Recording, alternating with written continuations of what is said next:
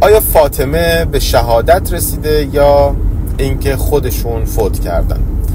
فاطمه رضی الله عنها و علیها السلام به مرگ طبیعی بر اثر بیماری 6 ماه بعد از رسول الله علیه السلام 6 ماه بعد از فوت پدرشون علیه السلام وفات میکنن.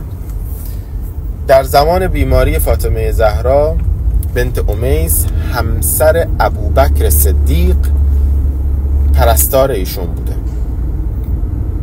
هیچ دلیلی بر به قتل رسیدن فاطمه زهرا یا تعدی به ایشون یا بی‌حرمتی ایشون وجود نداره و کسانی که این دروغ رو گفتن بدون هیچ سندی، بدون هیچ سندی، تنها کاری که دارن میکنن توهین به ساحت دختر رسول الله